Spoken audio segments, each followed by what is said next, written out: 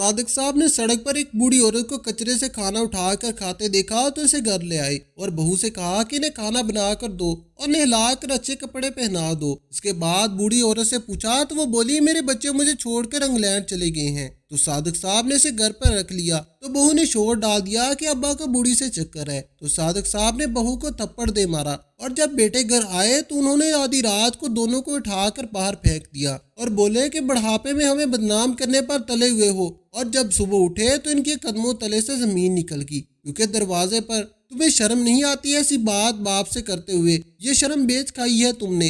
रात नजरें झुकाए सादिक साहब के सामने खड़ा था और वह बड़े गजबनाक लहजे से बात कर रहे थे। फराज कहने लगा कि अब्बा जी मैंने इसलिए कहा था कि अभी फराज की बात मुंह में थी कि सादिक साहब भड़क उठे। कहने लगे कि तुमने ये बात कही तो कही कैसे। कहने लगे कि नीलोफर ने ये सब कहकर वो चुप हो गया। सादिक साहब समझ गए कि ये कान बहू ने भरे हैं। कहने लगे कि शर्म नहीं आती तुम्हें इस तरह की बात करते हुए। तुम्हारी बीवी ने कहा और तुमने मान लिया। अरे मेरी क्या उम्र शादी की है, 70 से ऊपर उम्र हो चुकी है मेरी, कब्र में पांव लटके पड़े हैं और तुम कह रही हो कि मैं शादी कर लूं। राज आज तुमने ये बात कह दी और मैंने सुन ली। आइंदा कभी तुमने ये बात दोबारा अपनी जुबान पर लाने की कोशिश की तो याद रखना तुम्हारी उम्र का लिहाज नहीं करूंगा, वैसे ही थप्पड़ मारूंगा जैसे बचपन में मारा करता था। चलो निकलो मेरे कमरे से बाहर और जाकर अपनी बीवी का दिमाग ठीक करो। राज फौरन से कमरे से बाहर निकल गया। सादिक साहब की बीवी ही याद ना थी। घर में बेटा और बहू थे। यह पोता पोतियां जब बेटी की शादी हुई तो बहू ने पहली बोत कहा कि ऐसा करो कि अब्बा की शादी करवा दो, मुझसे इतनी जिम्मेदारियां नहीं संभाली जाती।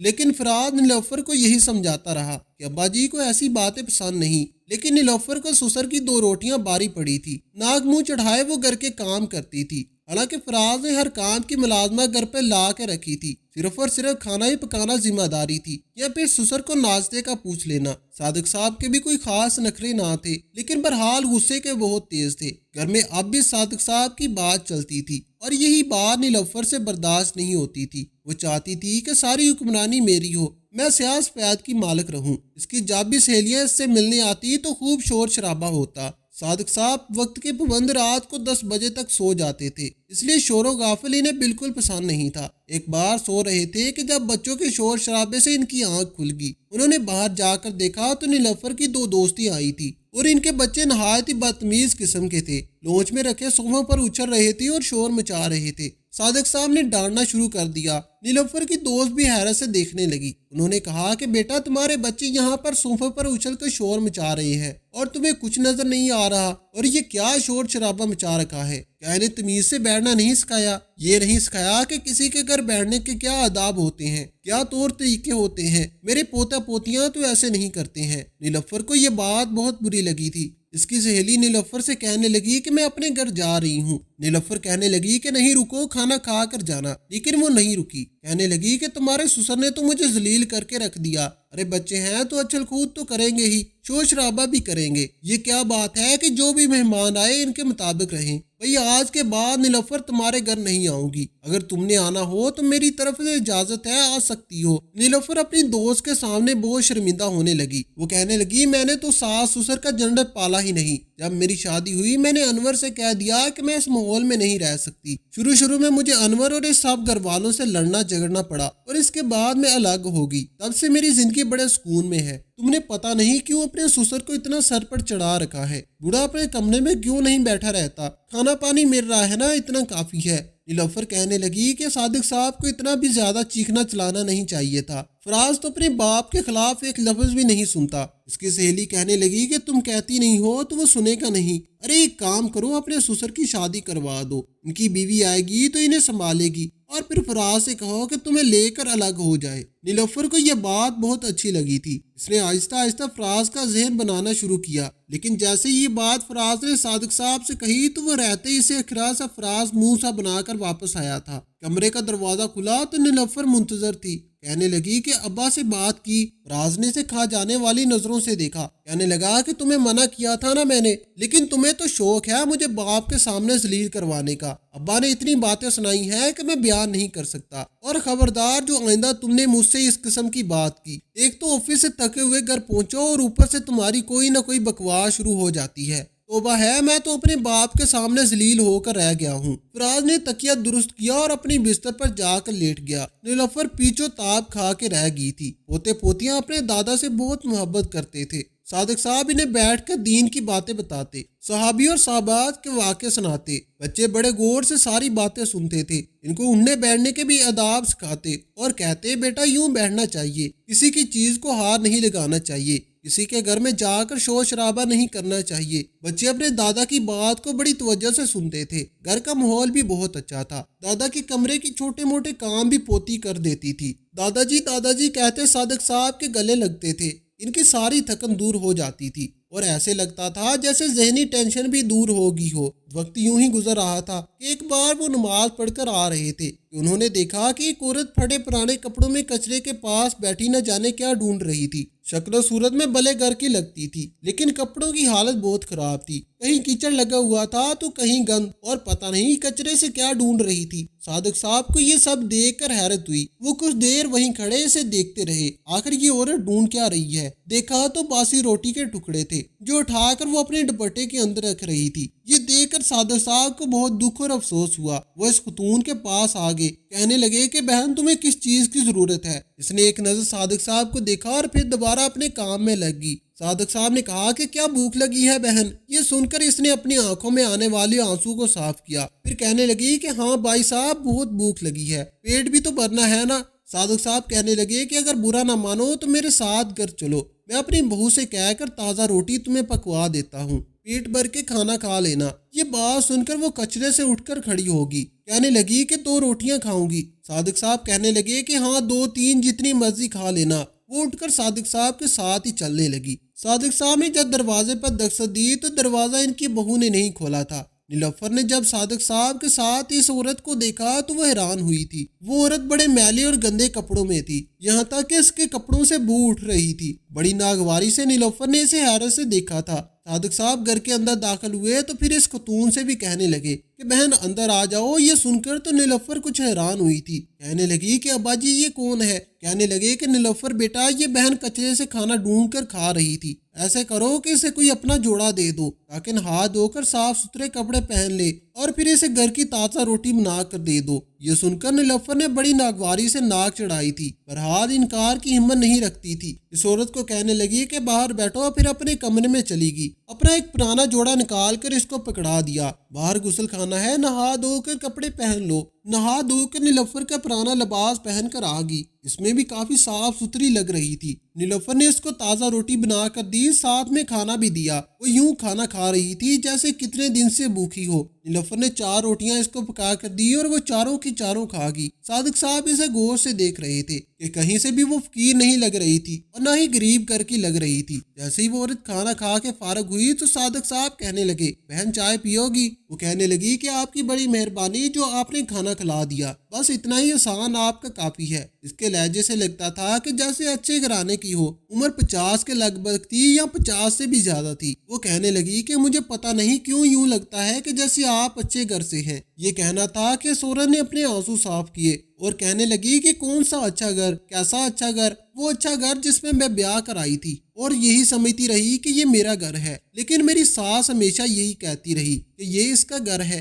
اس لیے مجھے اس کے مطابق رہنا پڑے گا. اپنی ساری جوانی میں نے ساس سسر کی خوب خدمت کی. جب ساس سسر کا انتقال ہو گیا تو میرے شوہر کہنے لگے کہ یہ گھر تمہارا ہے. وہ کہنے لگی میں نے اس گھر کو اپنا سمجھ کر خوب سجایا سنوارا, اپنے بچوں کی پرورش کی, تعلیم دلوائی. ان کو تعلیم دلوانے کی خاطر اپنی ساری خواہشات کو پس پشت ڈال دیا تھا. بچوں کے لیے کوشش کرتی رہی, قربانیاں دیتی رہی. اچھی نوکری دلوائی, اچھی نوکریاں کرنے لگے. پھر بیرون ملک میں جا کر بس گئے. میرے 3 بیٹے ہیں, تینوں انگلینڈ میں ہوتے ہیں. میں نے سوچا کہ اب بھی سکون کی خوشحالی زندگی بسر کروں گی, لیکن انہی دنوں شوہر کا انتقال ہو گیا. ان کے انتقال کے بعد میں بالکل اکیلی رہ گئی تھی کیونکہ بیٹے انگلینڈ میں کام کرتے تھے. میں نے بڑے بیٹے کے لیے اپنی بھتیجی کو پسند کیا تھا, لیکن بڑے بیٹے نے فون پر یہ کہہ دیا کہ اس نے کسی انگریز عورت سے شادی کر لی ہے کیونکہ اسے وہاں کا گرین کارڈ چاہیے تھا. मुझे बड़ा दुख हुआ। मैंने अपने बड़े बेटे से कहा भी कि शादी यहाँ करो कि तुम लोगों ने इतना पैसा कमाया है, अब यहाँ वापस पाकिस्तान आ जाओ, लेकिन वो नहीं आए। मैं तो तनहा हो गई थी, खुशियों को तरसने लगी। तीनों बेटों ने वही शादी कर ली। मेरे पास इनकी शादियों की तस्वीरें ही आई थी, फिर इसके बाद इनके बच्चों की पैदाइश पर बच्चों की तस्वीरें आ जाती। बस यही रिश्ता था मेरा अपने बच्चों के साथ, जिनकी खातिर मैंने तपती धूप और सख्त सर्दी को बर्दाश्त किया, लेकिन इनके सुकून आराम में कमी भी नहीं आने दी। जब भी मुझे जरूरत पड़ी तो मैंने अपने बच्चों की ख्वाहिशात को तरजीह दी,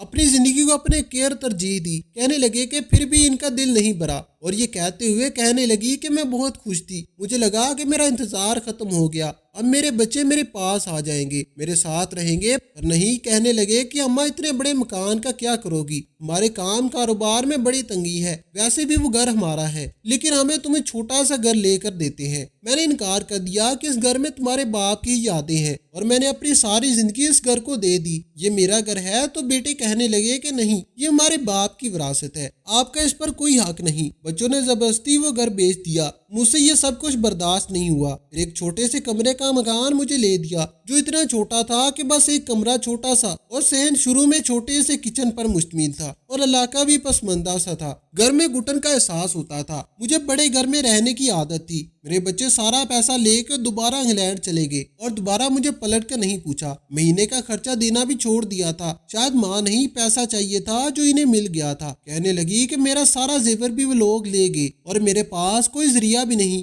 अब क्या करूं और कहां से पेट पालूं। मजबूर होकर घर से निकलना पड़ा। फिर सोचा कि इस मकान को किराए पर दे देती हूं, जिससे मेरा खर्चा हो जाया करेगा, लेकिन बाद में पता चला कि वो घर किराए का है, और 3 महीने का ही किराया मेरे बेटों ने भरा था। ये सोचकर मैं रोने लगी। अपने बेटों को बहुत फोन किया, तीनों में से किसी ने भी फोन नहीं उठाया, क्योंकि इन्हें अब मेरी क्या जरूरत थी। मकान तो इनको मिल चुका था। बहरहाल मैं इस मकान का किराया देने से कासर थी, इसलिए घर से बाहर निकल गई। सड़कों पर रहने पर मजबूर होगी। फुटपाथ पर सोते हुए मुझे बड़ा रोना आता था, क्योंकि मैं बड़ी ऐश की जिंदगी गुजार रही थी। बेशक बच्चों की खातिर सर्द गर्म मौसम को देखा था, लेकिन कभी यूं फुटपाथ पर सोने का कोई तजर्बा नहीं था। लेकिन अब मैं क्या करती, कोई कपड़े दे जाता, कभी रोटी दे देता। जब कोई खाने को कुछ ना देता तो फिर मैं कचरे से ढूंढ कर खा लेती हूँ। अब जब तक सांस चल रही है, जिंदगी की गाड़ी तो आखिर चलानी है। ये सुनकर तो सादिक साहब की आंखों में आंसू आने लगे। वो भी रो रहे थे। सादिक साहब कहने लगे कि बहन, तुम यहाँ अपने भाई के घर रह सकती हो। सादिक साहब कहने लगे कि तुम जब तक चाहो यहाँ रह सकती हो, तुम्हें यहाँ खाना भी मिलेगा और जिंदगी की सहूलियात भी। वो कहने लगी कि ये सब मुनासिब नहीं है, मैं सड़क पर ही रहकर गुजारा कर लूंगी। सादिक साहब ने कहा कि तुम मेरी बहनों जैसी हो, मुझ पर तुम्हारी 2 रोटियां कभी भी बारी नहीं पड़ेंगी। वो बेचारी मान गई। सादिक साहब ने अपनी बहू से कहा कि इसे एक कमरे में रहने दो, बस इसे खाना पीना देती रहना,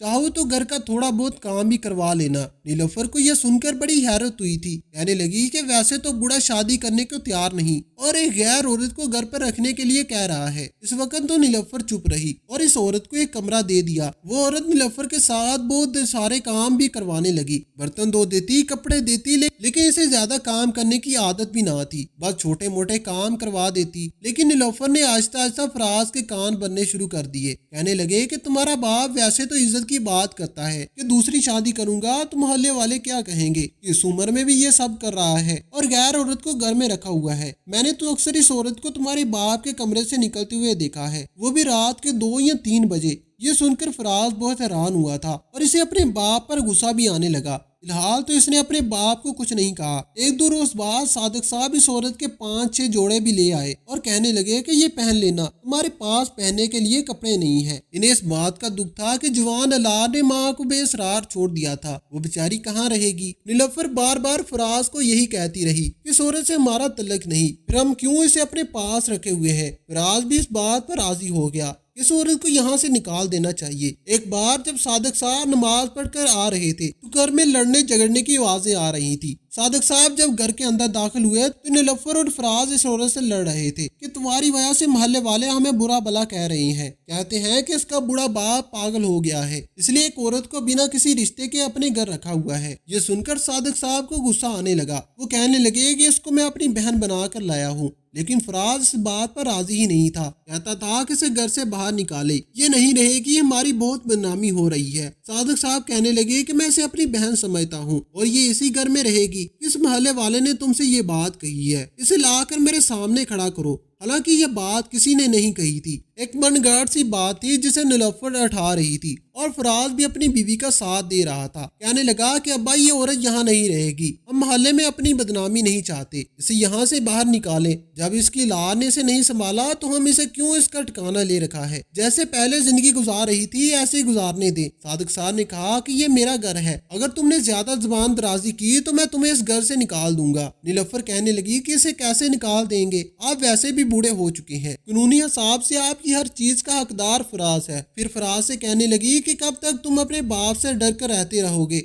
अपना हक लेना सीखो, और वैसे भी हम इस औरत को अपने घर पर क्यों रखे हुए हैं, इसे घर से बाहर निकालो। सादिक साहब ने जब रोती हुई इस औरत को देखा तो कहने लगे कि पहले इसके बच्चों ने इसके साथ ज्यादती की और अब तुम लोग करना चाहते हो, मैं तुम लोगों को ऐसा करने नहीं दूंगा। लेकिन फराज गुस्से में आ गया, कहने लगा कि ये औरत यहाँ नहीं रहेगी। सादिक साहब ने कहा कि ये औरत यहाँ से निकली तो मैं तुम लोगों को भी यहाँ से निकाल दूंगा। लेकिन वो खुद भी थर थर कांप रहे थे, गुस्से से बेहार हो रहे थे। सादिक साहब में इतनी ताकत कहाँ थी कि अपने बेटे का मुकाबला कर सकते। फराज कहने लगा कि मुझे तो लगता है कि मोहल्लेदारों की बातें सच्ची हैं, वाकई आपका इस औरत से चक्कर है, तभी आप इसे यहाँ से जाने नहीं दे रहे। ये सुनना था कि सादिक साहब ने फराज के मुंह पर थप्पड़ मारा। उन्होंने कहा कि तुम्हें शर्म नहीं आती, मैं इसे अपनी बहन समझ रहा हूँ और तुम बकवास कर रहे हो, कौन है जो तुम्हारे दिमाग में खनास भर रहा है। फराज ने बाप पर हाथ उठाना शुरू कर दिया, इनके मुंह पर थप्पड़ मारा तो वो औरत देखकर हैरान रह गई। कहने लगी कि मेरी खातिर आप लोग आपस में ना लड़े, मैं यहाँ से चली जाती हूँ। फराज कहने लगा कि ये अकेली नहीं जाएगी। सादिक साहब तो अपने बेटे के रवैये को देखकर हैरान रह गए। फिर कहने लगा कि आप इसके साथ घर से बाहर निकलेंगे। फराज ने धक्के मार कर दोनों को ही घर से निकाल दिया और दरवाजा बंद कर दिया। सादिक साहब खामोशी से बेटे के इस रवैये को देखकर दिल बदश्ता होकर रोने लगे। लेकिन अगली सुबह जैसी नीलोफर और फराज उठे तो मोहल्ले में एक शोर की आवाज सुनाई दी। उन्होंने उठकर दरवाजा खोला तो मोहल्ले वाले बाहर खड़े थे, इनके साथ साथ सादिक साहब भी थे और वो औरत भी। मोहल्ले वाले कहने लगे कि फराज तुम घर से बाहर जाओ, क्योंकि सादिक साहब को हम शुरू से ही जानते हैं, वो बहुत ही हमदर्द तबीयत के मालिक है और हमेशा लोगों का भला करते आए हैं। फराज को कहने लगे कि अगर तुम्हें असलियत का पता चल जाए तो तुम कहीं के नहीं रहोगे। असल में सादिक साहब की कोई औलाद नहीं थी और हम सब मोहल्ले वाले ये जानते हैं कि तुम्हें वो यतीम खाने से इस वक्त लाए थे जब तुम चंद माह के थे और तुम्हें बेटे की तरह पाला था, तुम्हारी शादी की और तुम्हें बेटे की तरह ही रखा और आज तुम इन्हें धक्के देकर निकाल रहे हो। चलो लेट गया। नीलोफर पीछो ताप खाकर रह गई। पोते पोतियां अपने दादा से बहुत मोहब्बत करते थे। सादिक साहब इन्हें बिठाकर दीन की बातें बताते, साहबी और साहबात के वाकयात सुनाते। बच्चे भी बड़े गौर से सारी बातें सुनते थे, इनको उठने बैठने के आदाब भी सिखाते और कहते बेटा यूं बैठना चाहिए, किसी की चीज को हाथ नहीं लगाना चाहिए, किसी के घर में जाकर शोर शराबा नहीं करना चाहिए। बच्चे भी अपने दादा की बात को बड़ी तवज्जो से सुनते थे। घर का माहौल भी बहुत अच्छा था। दादा के कमरे के छोटे मोटे काम भी इसकी पोती कर देती थी। दादाजी कहते सादिक साहब के गले लगते थे,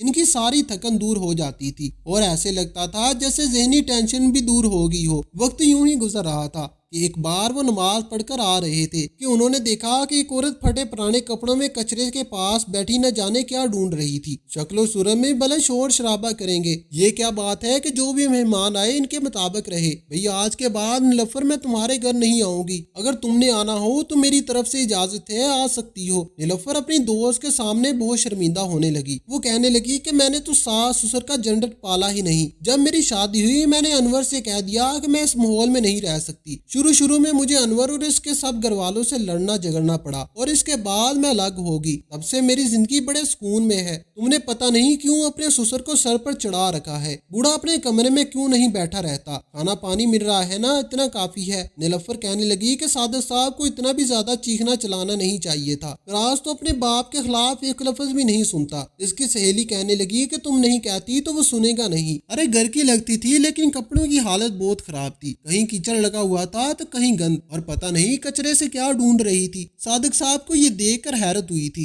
वो कुछ देर वहीं खड़े इसे देखते रहे। आखिर ये औरत ढूंढ क्या रही थी। देखा तो बासी रोटी के टुकड़े थे जो वो उठाकर अपने दुपट्टे के अंदर रख रही थी। ये देखकर सादिक साहब को बहुत दुख और अफसोस हुआ। वो इस खतून के पास आ गए। कहने लगे कि बहन तुम्हें किस चीज की जरूरत है। इसने एक नजर सादिक साहब को देखा और दोबारा अपने काम में लग गई। सादिक साहब ने कहा कि क्या भूख लगी है बहन। यह सुनकर इसने अपनी आंखों में आने वाली आंसू को साफ किया, फिर कहने लगी कि हाँ भाई साहब भूख लगी है, पेट भी तो भरना है ना। सादिक साहब कहने लगे कि बहन अगर बुरा ना मानो तो मेरे घर चलो, मैं अपनी बहू से कह के ताजा रोटी तुम्हें पकवा देता हूँ, पेट भर के यहाँ से बाहर निकलो, तुम्हारी कोई हैसियत नहीं है और ना ही तुम्हारी बीवी की। सादिक साहब ने हमेशा ही हमें मना किया कि हमें कोई भी नहीं पता, कि हम में से कोई भी तुम्हें ये ना बताए कि तुम यतीम थे और आज तुम ही इन्हें घर से धक्के दे कर निकाल रहे हो। ये सुनकर तो फराज के होश उड़े थे और नीलफ्फर भी हैरान थी। फराज तो सादिक साहब से नजरें ही नहीं मिला पा रहा था। मोहल्ले वालों ने दोनों मियाँ बीवी को बच्चों समेत धक्के देकर बाहर निकाला। सादिक साहब रो रहे थे। फराज इनके पैरों में बैठ गया और रो के माफी मांगने लगा। नीलफ्फर भी रोने लगी कि आइंदा मैं आपके साथ कभी भी बुरा सलूक नहीं करूंगी। सादिक साहब ने फिर भी इन्हें माफ कर दिया। सादिक साहब कहने लगे कि मैंने तो ये राज अपने दिल में ही दफन किया था, कभी ये सोचा नहीं था कि फराज एक यतीम बच्चा है। मैंने तो इसे हमेशा अपनी औलाद समझा था और मैं लोगों की ऐसे ही मदद करता था, लेकिन मुझे इस औरत की बात सुनकर बहुत दुख हुआ। मैंने सोचा कि इसका बुढ़ापा अच्छा गुजर जाए। मोहल्ले वालों ने तो इसे शक की नजर से ना देखा ना कुछ कहा, लेकिन तुम लोगों ने इस बात का मंगड़ बना दिया। सादिक साहब अपने घर में वापस जा चुके थे और वो औरत भी इनकी बहन बनकर रह रही थी। अलबत्ता फराज और नीलफ्फर की अकड़ जरूर खत्म हो चुकी थी। आपको हमारी आज की कहानी कैसी लगी कमेंट बॉक्स में अपनी कीमती राय के इज़हार जरूर कीजिएगा। वीडियो पसंद आई हो तो वीडियो को लाइक करें और दूसरों के साथ जरूर शेयर करें। मजीद इस तरह की समकवास कहानियां और वाकयात सुनने के लिए हमारे चैनल को सब्सक्राइब जरूर करें। शुक्रिया। खुदा हाफिज।